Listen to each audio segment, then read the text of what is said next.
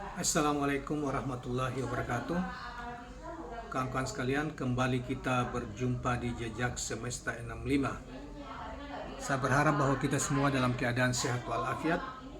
Semoga Allah Subhanahu wa taala senantiasa memberikan bimbingan dan perlindungan dan pertolongannya selalu kepada kita sekalian.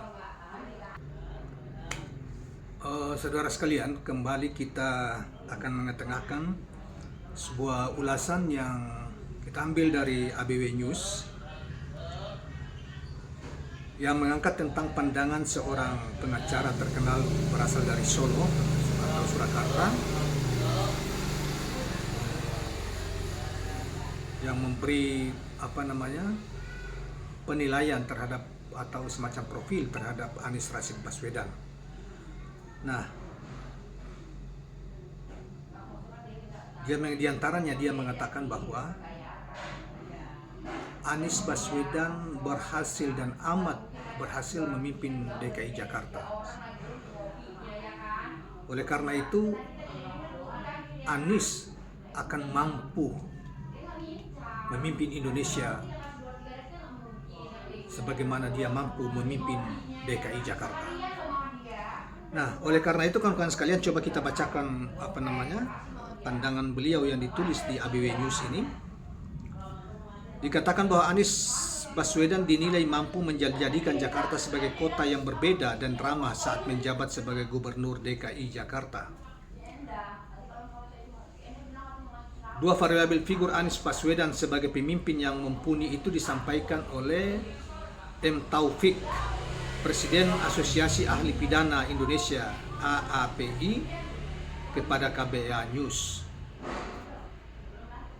Dikatakan bahwa sederhana saja, kalau orang bisa memimpin Jakarta berarti dia bisa mengelola Indonesia dan Anies Baswedan yang bisa melakukannya, kata ungkap Muhammad Taufik selanjutnya.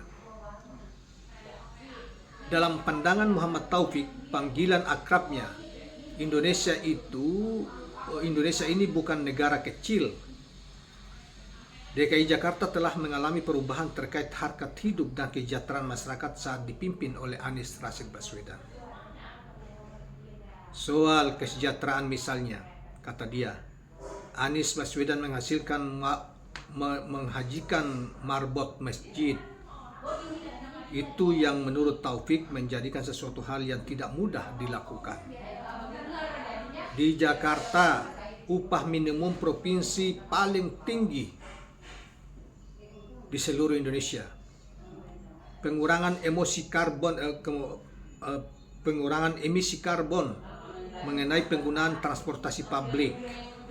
Ini juga menunjukkan kecerdasannya. Jakarta menjadi kota yang ramah.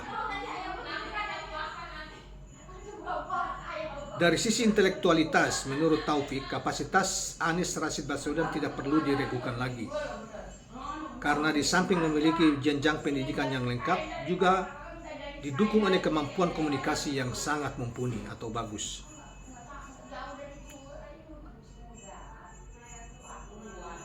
Sarjana S1 UGM, kemudian dilanjut dengan S2 dan S3-nya di Amerika Serikat. Anies memiliki bobot yang melebihi yang lain. Tidak perlu diragukan lagi kemampuan orasi berdebat, apalagi dalam level internasional. Semua orang sudah melihat itu.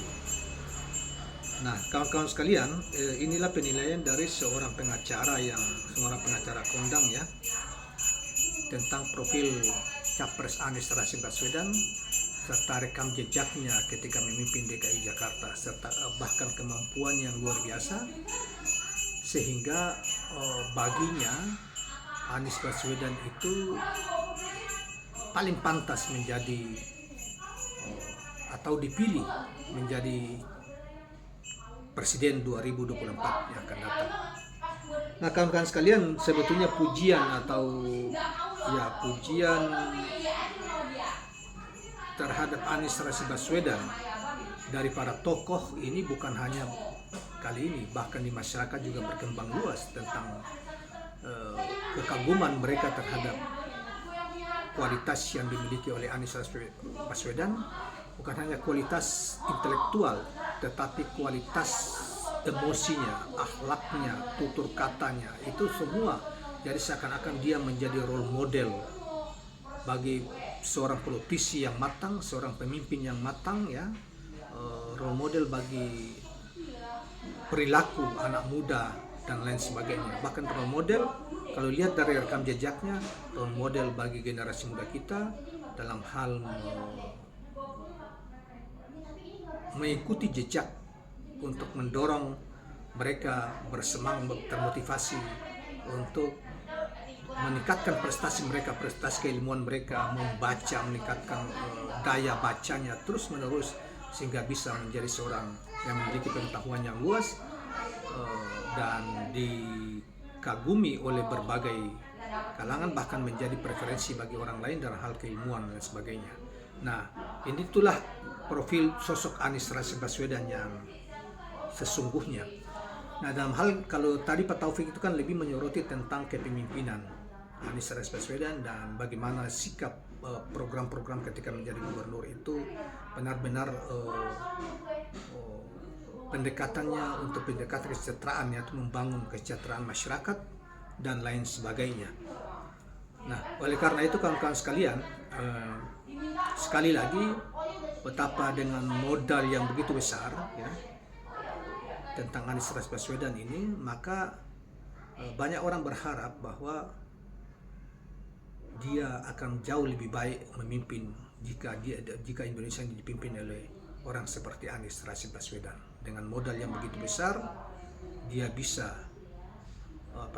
memimpin Indonesia lebih cepat, mensejahterakan rakyatnya, dan dia adalah tipe pemimpin yang tidak mudah disuap oleh siapapun. Itulah modal integritas yang paling besar pada Anies. Tidak, dia pemihakannya kepada rakyat begitu besar, ya.